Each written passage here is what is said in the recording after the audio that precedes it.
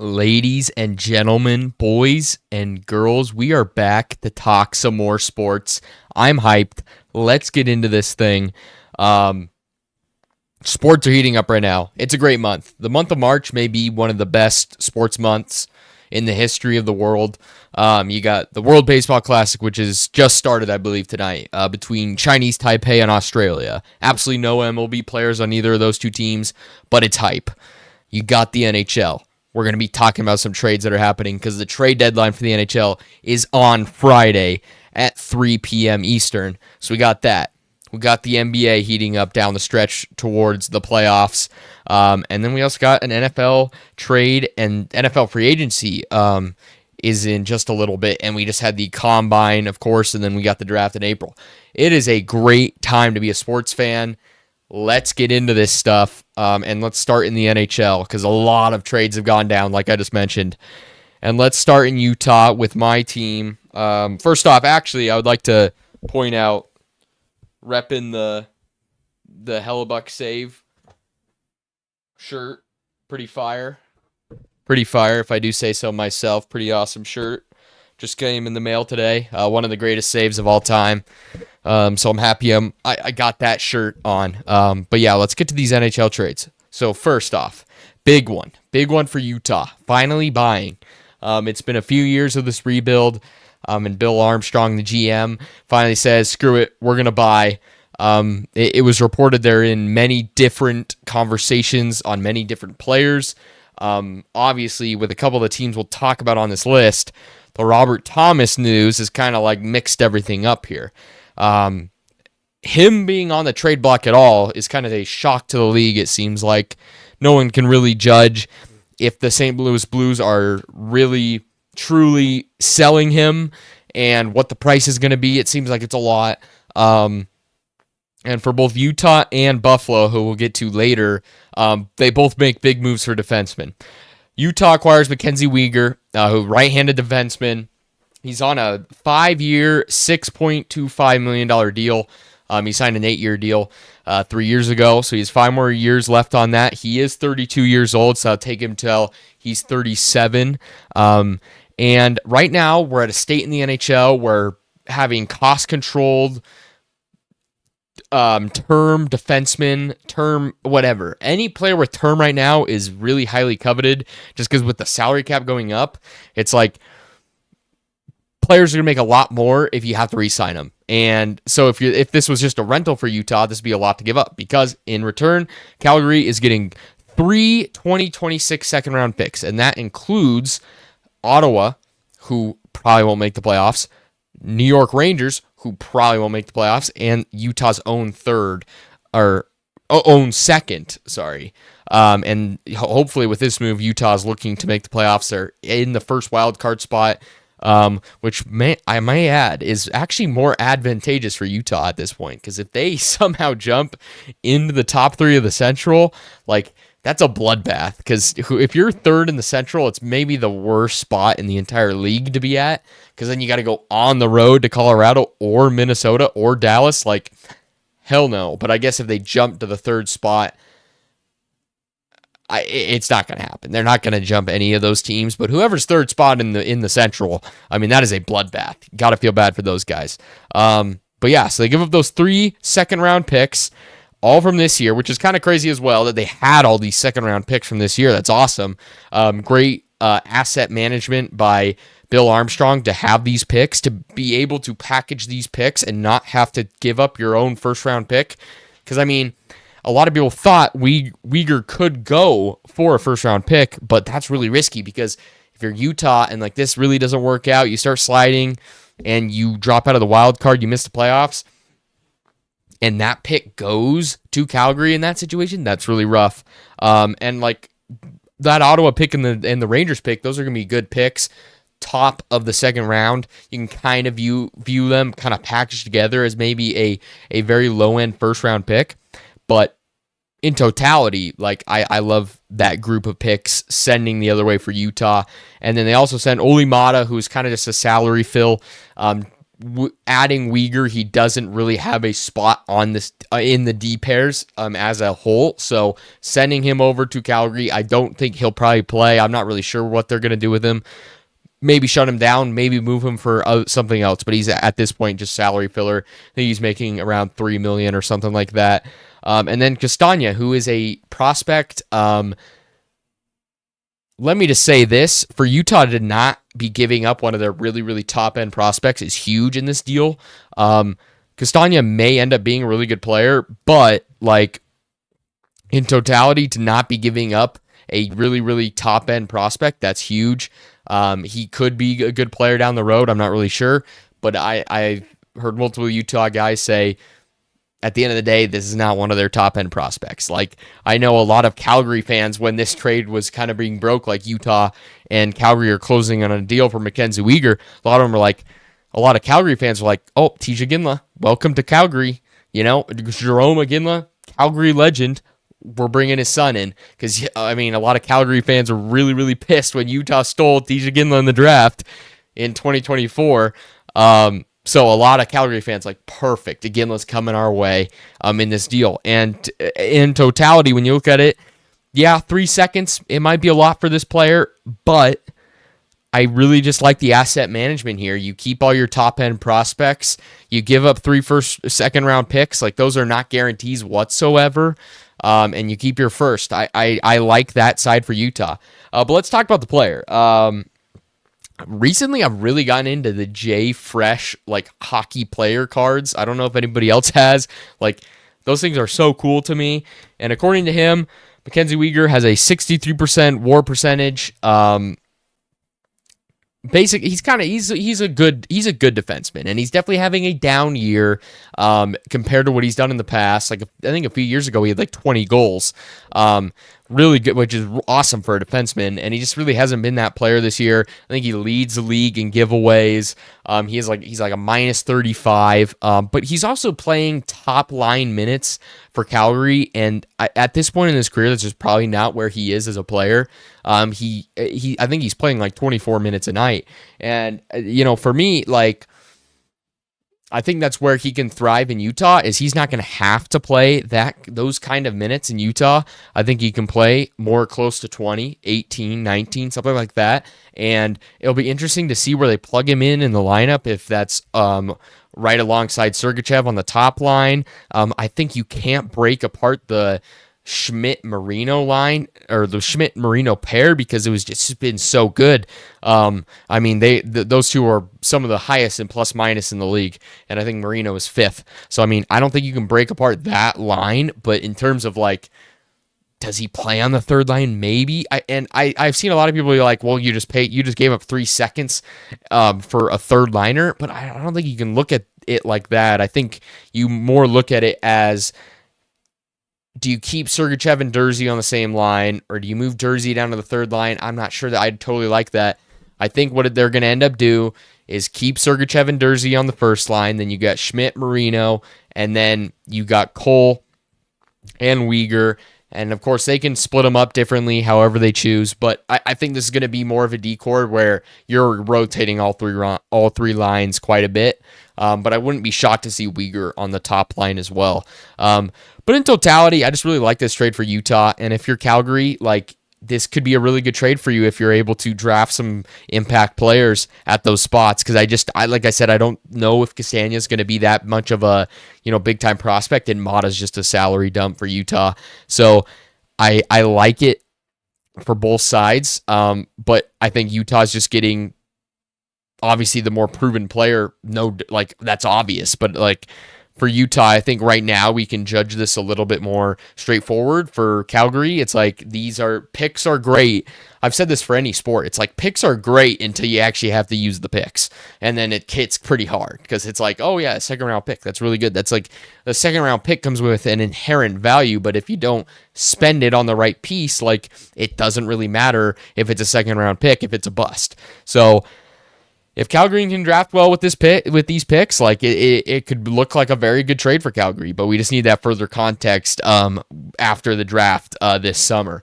But overall, I like it for both sides, and I think Utah, I don't think Utah is done yet. I do think they need another piece in that forward core. And honestly, if you told me they were going to make a big trade, I wouldn't have said it would be this. I really didn't think they were going to trade for defense. The defense has been good. I think they're fifth in goals allowed all year.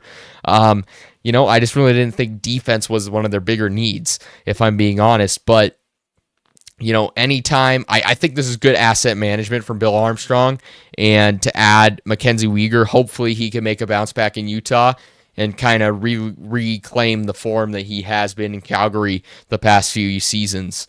And we'll see what Utah does, and if Calgary sells more pieces like Kadri in the next coming days, or tomorrow and on Friday. All right, let's talk about another one for another right-handed defenseman. A few right-handed defensemen on this list here. Tyler Myers is going to Dallas. He is 36 years old.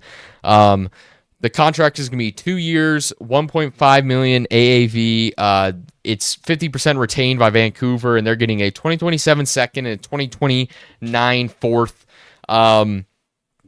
Dallas has kind of been shuffling that right-handed defenseman spot for years. Like, they just won't get a guy who is like for sure the future at that spot. And this guy really hasn't been great this season, but I think it's a decent trade for Dallas. Just get a body there that's better than what they have. And I mean, Dallas, this isn't like a huge need. Like, this isn't like a groundbreaking trade for Dallas. This isn't going to like switch things in a different direction like the Rantanen trade was last year, obviously. Like, that completely switched the momentum and switched like which way we thought the playoffs would go. But this is just an underrated move from Jim Nill to get a player who can just play good defense on that right side, a hole that was just massive for Dallas all season. It is interesting that it's Tyler Myers and not some of the other names that we heard today. They're not going too big into this. But I mean, you are giving up a second and a fourth, but to get him retained and to only be paying $1.5 million for the next 2 years, which that includes this year, so next year as well. So I guess for Dallas, that does make a little bit of sense. He is under contract for next year as well, so you don't have to be doing this next trade deadline as well, like they seem to be doing every single season. But yeah, I don't hate this trade for Dallas. You get a stopgap there on the right side, and then for Vancouver, like, you're just selling pieces for more capital. That's always good, especially when Vancouver, who is the worst team in hockey by a lot, just sell your players for assets. That's at the bottom line. That is a great strategy. That is how you improve as a team. That's how you rebuild. And I really like what they're doing there. We'll see if they move on from some other pieces like Connor Garland and such players like that. But yeah, I like this trade for both sides.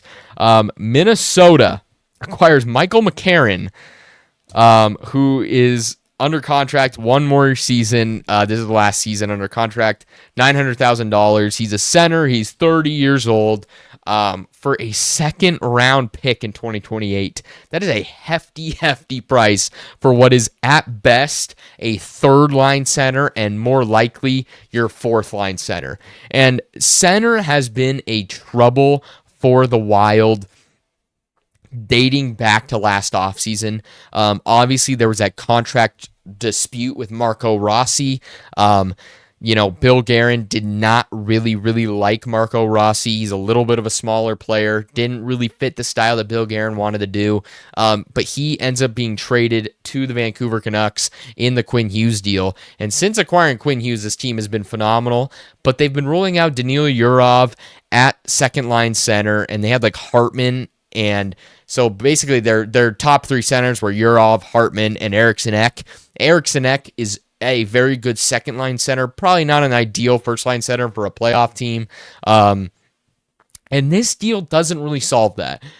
Of course, there's still like over 24 hours, like I don't even know how many hours, but definitely over a day to get maybe a Vinny Trocheck, maybe get a Nazem Kadri, something like that to come into Minnesota. I wouldn't hate either of those.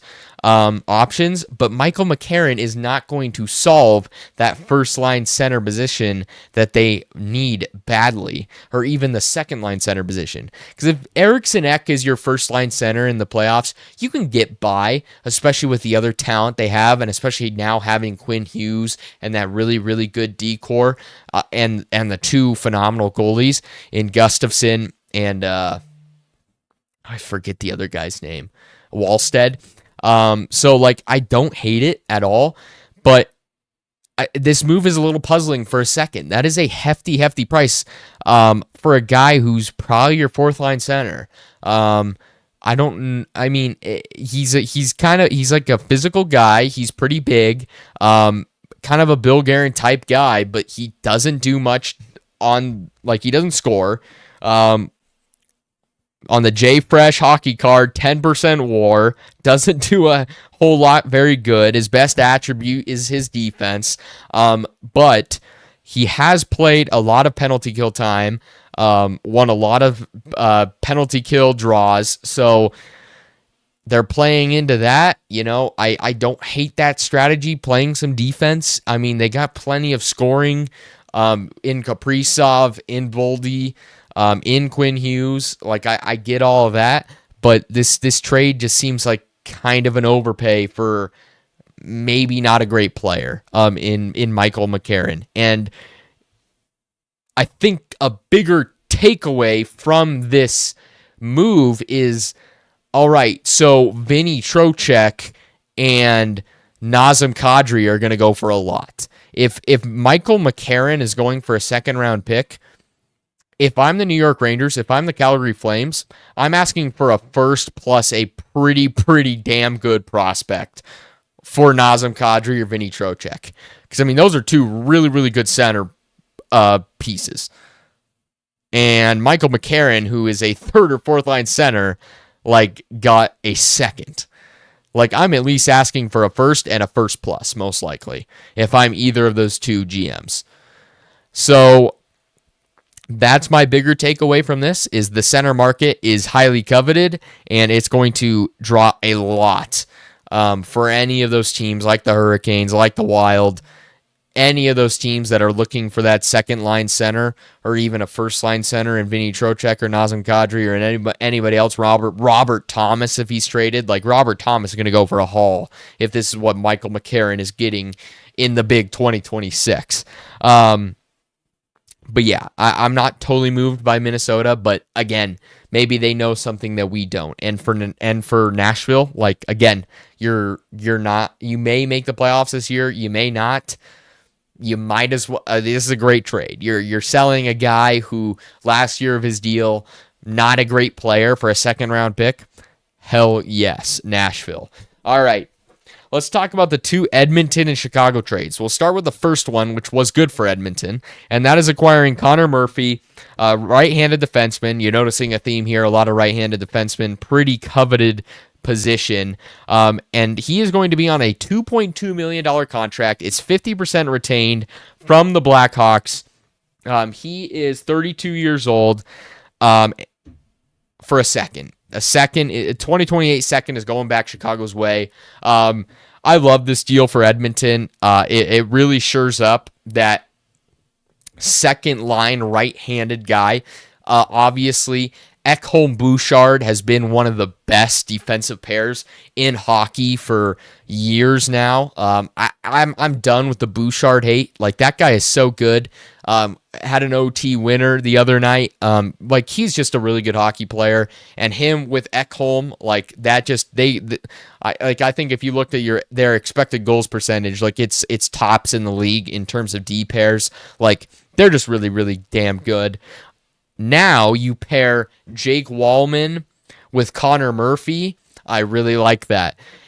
And where I will praise Stan Bowman, who took over in 2024, right after that first cup run where they lost to the Panthers in 7, he has done a pretty damn good job with some of these kind of underrated moves, acquiring veteran players like Wallman. Wallman was so good in that run last year. Adding Connor Murphy here, who is just going to be a stay-at-home defenseman. J Fresh card, 74% war percentage, 95% defense percentage. Like, this guy is a great defensive player. Another big time penalty killer, like we saw with Michael McCarron. I love this pickup for Edmonton. It's only a second round pick. I love this kind of asset management. For Chicago, he's an older player. You're not going to make the playoffs this year, obviously. You sell him for a second round pick. I don't hate it either. I like this. I like this deal for both teams. Let's move to a worse one. And Stan Bowman continues to make stupid trades like this, and stupid moves like this, where he is giving up it's just stupid. It's so silly that he's making trades like this. And I get it. Last year, they sent their first round pick for Bowman. That was great asset management by the Sharks. I didn't hate the Oilers doing that then. It was fine. Bowman's a good player. Sending a first-round pick for Jason Dickinson and Colton Dach is a travesty. They also sent Andrew Mangiapane, who they added in free agency, has been a nothing burger for them for most of the season. It's interesting. It's a 2027 first, so next year's first. It is top 12 protected. Teams are not trying to make the same mistake the Toronto Maple Leafs did, where they're sending a pick unprotected, and you're in the Maple Leafs position right here where you're a bad team. You expect it to be decent, you're bad, and you're not going to have your first round pick. I don't think Edmonton's going to be bad next year, but just in case they are, they put in that protection. But it just seems like such an overpay for me. Jason Dickinson is a fine player, 68% war percentage, another defensive guy, 97% defense, another penalty killer. Like, he's a fine player, but if this was another second, I would have gotten that idea, and I guess maybe they have to attach that first to kind of get Mangiapane out the building, like to Chicago. But to me, it's like, at that point, I'm just keeping his but also I understand that they kind of had to dump that salary to add Dickinson, because I mean, they were operating on a money in, money out basis in terms of where the salary cap. When you're paying a defenseman like they are Bouchard, when you're paying freaking Nurse all that money, like, get the hell out of here. Like, $9.5 million for Nurse. Nope. And then you're paying McDavid, you're paying Draisaitl the money that they are. Like, I get why they had to ship away Mangiapane to get this, but I don't know. A first round pick seems like a hell of a lot for Jason Dickinson in the grand scheme of things. We'll see what Colton Dach ends up being. I'm not really too sure on the status of him. But the contract is 50% retained, so that's another big part of this. Chicago's like, we'll retain part of the contract, but I don't know, man. 2.125 is not too bad for Jason Dickinson, but again, it's a 1-year deal. It's like, are you really going to re-sign this guy? Do you have the money to re-sign this guy? And so it's just it's a rental, and you're trading your first round pick. I don't love that. At least with the Leafs last year, getting Brandon Carlo, they still have him on the roster. If you're sending away your first round pick for a freaking rental, that's rough. I don't love that. But again, I don't know. Stan Bowman, he's made some decent moves like this, some underrated moves like this, but he's also was the architect in letting Broberg go, and letting Holloway go, and letting Warren Foegele go. Ken Holland did such a good job in that first cup year, building a really, really deep team with some really, really underrated players like Foegele, like Broberg, like Holloway, just some really young, good players. And Stan Bowman decided to not match the offer sheets, which, I mean, you can say that was the smart idea. Like, Foegele now, I think, is struggling quite a bit. But like Holloway and Broberg in St. Louis have been just awesome for them.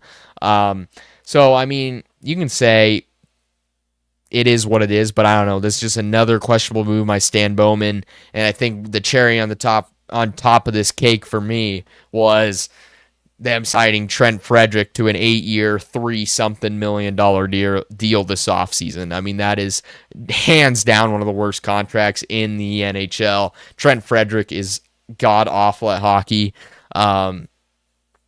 So, I don't know. Stan Bowman, interesting fella. All right, let's get to our last trade here, and maybe the most consequential on the entire board. Colton Parayko is going to Buffalo. Now, let me start and preface this first. It has not been confirmed yet. They are still waiting on Colton Parayko to waive his no movement clause. Might be a no trade clause. I don't know. Whatever. He hasn't waived his clause yet. And, I mean, this trade was rumored to happen probably 6 hours ago now, maybe even more. So, this is in legitimately scary territory where is he going to waive it at all? But let's talk about this if he did waive it. And I think this is going to end up being a trade just based on what Buffalo paid, which was Radim Murtka, who was the 9th overall pick last year, right-handed defenseman, 6'6", big boy. And then I found this cool website that actually explains he has a 83% chance to be an NHLer next year and a 60% chance to be a star by next year. Not a Dallas Star, like a star in this league. That is according to I think it's Hockey Prospecting or something. Pretty cool website. Check it out. They do some cool data stuff. So they're sending him, who is probably their best defensive prospect for sure, but maybe their best prospect as a whole. Now that probably Zach Benson isn't technically a prospect as he's in the league. And then they're also sending their 2026 first this year, which they're going to make the playoffs. So that was going to be somewhere late teens, early 20s. So that's not too bad. I get sending that first round pick for Parayko. But looking at that return, I really hope that Parayko's deal is retained by St. Louis somewhat because it's 5 more years at $6.5 million. And kind of similar to Mackenzie Weegar, Utah didn't give up that much and it's not retained. Parayko might be a better player, 74% WAR percentage, a defensive demon, 94% defensive percentage, unbelievable defensive defenseman, can score good enough. I'm really hoping this is retained if this deal does end up going through for Buffalo's sake, because I think if it is retained at 50%, that's going to be a steal of a contract for years to come. I am interested to see where he would slot in the lineup because you got Power, you got Dahlin, you got Byram, you got Samuelson, you got Kesselring, you got Parayko. I don't know how they're going to jumble around the lines. I wouldn't be surprised if Parayko slides into a third-line role, and it's just kind of like I was saying with Weegar, is it just going to be more of a defense by committee kind of thing? And obviously Dahlin is a superstar. That guy's going to get a lot of play, but how do they switch around these lines? Because Samuelson has been another defenseman who's been awesome this year. So interested to see if this goes through at all. And for St. Louis, if this goes through, this is an absolute haul back. You gotta love it if you're St. Louis. You get a first round pick, you get a really, really good prospect. Basically look at this as a top 10 pick and then a pick in the 20s. Just really good stuff from St. Louis, really good asset management. Will be interesting to see if they trade Robert Thomas. I don't think they will, but maybe get even more for this retool rebuild. And I wouldn't hate it because a lot of their younger prospects who are coming up are younger. It seems like Kyrou might get traded as well. They could really just go all in and sell. Binnington might be on the move to Vegas or Edmonton. I would not hate it at all. But I like this trade for Buffalo if it's retained. If it's not, I hate it. I don't hate it, but I dislike it more. I really like this trade for St. Louis, getting Radim Murtka and a first-round pick. All right, let's move on. That's the NHL. We'll see what more trades happen. If more trades go on, more big trades like we saw today. Tomorrow I'll make a video then. But let's get to the NFL because we saw a big trade in the NFL, which is shocking. Trent McDuffie is a Ram. And what we have seen from Les Snead and the Rams over the past decade, let me just take a drink here real quick, is an F them picks mentality. I think Jared Verse is their only first round pick in a long while, for years. And they've just traded him. They do it again. But the caveat this year is they still have the Falcons pick, which I believe is at like 13th overall, which is just a huge aspect of this trade. And I think it's the context that we need to really show the value of this trade as a whole. Let me just start off with who McDuffie is as a player. McDuffie, he had kind of an off year last year, but so did the Chiefs. So I'm not going to blame that on him a ton. He's only 25 years old. And this guy's an all-pro. One of the best nickels in the league. And I know some people are saying, oh, he's not that good. He's overrated. I remember watching that Niners-Chiefs Super Bowl and thinking McDuffie's the best player on the field, not named Mahomes. That is how good he was that year. And if he can even reach anything similar on the Rams, he's still super, super young. I believe he needs a contract, so that is an aspect of this. The Chiefs were ready to move on, probably didn't want to pay him. They're kind of in need of a retool anyway. But what I love about this trade for the Rams, because you're trading the 29th overall pick, your 5th and 6th this year, and a 3rd next year. I don't hate that as a trade for a player like this. I really don't. And I don't hate it because you still have that 13th overall pick. And I think the Rams have an opportunity here to take maybe their biggest weakness and one of the worst rooms in the league, which was corner, and make it into maybe the best in football. Legitimately.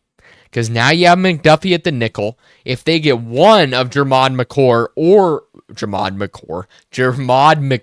or Mansour Delane, or even trading back or something, drafting Avion Terrell there, any kind of combination of those three, whichever one you get your hands on, this corner room is going to be deadly moving forward. And I'd be interested to see if that's what they want to do at this point. Maybe acquiring McDuffie changes their plans. They want to maybe push O-line, defensive line, I don't know, linebacker, wherever they want to go with that. But I think they have the opportunity to be really good here. Looking at it from the Chiefs side of things, you're getting another pick, which I kind of hate because I feel like the Chiefs got something planned here. It was kind of leaked early on in the combine. The Chiefs were looking at wide receiver at number 9. I wonder if this changes their plans a little bit because I do think some of the edge rushers at the number 9 pick really, really fit Spagnuolo's defense, like Keldrick Falk. I would love as a Chief. Ruben Bain, if he falls, would be an awesome Chief, like any of those guys. So I think that's where I would like to see them go. And maybe now they're a team at number 9 who, if Mansour Delane is still on the board, they maybe take him. But also at the back end of the first, there's a lot of other corners like Brandon Cisse, Keith Abney, like any of those kind of players. Avion Terrell if he falls. Emmanuel McNeil-Warren. Stuff like that at the end of the first round. Maybe that's where they're looking. Also, if you want to go receiver, like if Tate falls to you, Lemon, Tyson at 9. But then also the back end, you got guys like Concepcion, Denzel Washington. What's the guy's? Denzel Boston. He went to Washington. Denzel Boston. Any of those guys who are at the end of the first round. You can go in that direction. So I really like what this does for the Chiefs. Gives them another first round pick. They got to retool. They were paying a lot of players a lot of money because like they just really haven't like hit as much in the past few years, and they need to listen. You had your dynasty with Mahomes and with this team, with the key players of Travis Kelce, Chris Jones, like Creed Humphrey, that group. You had those guys. Those were good. Those were great players. They won you Super Bowls. We saw with the Brady dynasty. They kind of transferred over time. There was the dynasty early on, maybe a little bit of rough years in the middle, even though they went to 2 Super Bowls. And then you got to the 2014 year, boom, we're back. We're winning some more Super Bowls. So I think they need to kind of have a change of the guard here, get some more young talent, which by adding another first-round pick, you do that. And then also adding a 5th, a 6th, and a 3rd, you give more swings to get some other talent. And you try to change the guard over to a second push with Mahomes before his career is over. And I think that's what they're doing here. They're shedding cap. I like it for the Chiefs. I like it more for the Rams just because, like I said earlier, looking at some of these NHL trades, picks are picks until you do something with them. And picks are contextless for years until they're actually picked. So, we can't say, oh, well, yeah, they got a first-round pick. That sounds great. But if they pick a bust, it doesn't matter. So I like it for the Rams more because they get such a needed position. And especially when your arch rival, the Seahawks, have, I get it. JSN has played on the outside too, but moving him in the slot is also dangerous. And I think McDuffie is a guy who can cover JSN all over the field. Getting that kind of a player is huge. So I love it in that aspect. And I like it for the Chiefs just acquiring assets. I think that's the right thing to do right now where this roster's at. I'm not sure it's a roster that's built to win next year. Especially with just some of the really high-end players you had in the past that might be gone, like Kelce, like Chris Jones, or at the very least stepping down from where they were production-wise. But yeah, big trade, kind of out of nowhere, didn't see it coming. Hopefully we get some more good trades in the NFL. I know the Vikings are going to go after Burrow, most likely. I've been hearing other rumors like Breece Hall got franchise tagged. A lot of free agency news. We'll see how that all ends up, but it's all good and fun. And I wanted to end off the show talking about Drew Dahlman, who retired at the ripe old age of 27 years old. That is extremely young for a Pro Bowl, All-Pro center. He was really good for the Bears this past year, really good. And it's insane that he is calling it quits at 27 years old. And I know a lot of Bears fans are really, really mad. It's wow. We signed this guy to a 3-year deal or whatever it was, and now he's just stepping away from the game after 1 season. And I think there's 2 sides of this. There's the fan side. You can be frustrated because obviously you sign a guy who's 27 years old. He was probably 26 when you signed him. You're like, we're going to have this guy for a good couple of years. He's going to be one of the best centers in football. And for him to step away, that's a huge blow to your football team. And another hole you have to fix in the draft or in free agency with Linderbaum or something, because I think their defense is already at a point where they have to fix it. And I know they're going to probably try to go after Max Crosby, among other things, but you would have loved to go into the offseason offensively feeling really good about every position. And I think if Dahlman doesn't retire, that happens. You could maybe go into a draft not pursuing any offensive position very high at all. And now I think you have to take center in the draft very seriously if you're not able to land Linderbaum or another starting caliber player in free agency. But then there's also the player side. And am I going to fault a guy for retiring? He played 5 seasons in the league. He made his paycheck. He still has guarantees from this deal that he's going to make, to go spend time with family. No. Go spend time doing what else he loves. No, I'm not going to blame a guy for that. Because we've seen guys' mental state be ruined. And I think I get it because it's not the norm for a guy to retire at 27 after having so much success, but a guy's got to do what's good for him, what's right for him. And I don't think any of us are in a position to judge what that is for Drew Dahlman. And I don't think anybody at the end of the day can truly get mad because there are two sides of the coin to the NFL. First off, it's a game. And second off, these guys have lives too.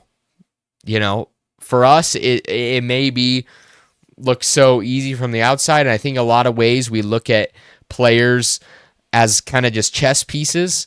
These are human beings. And sometimes maybe you're just not happy in your current situation. So I'm not going to blame the guy. And obviously I'm a Packers fan, so hallelujah. Thank you for retiring, Drew Dahlman. Go enjoy your money.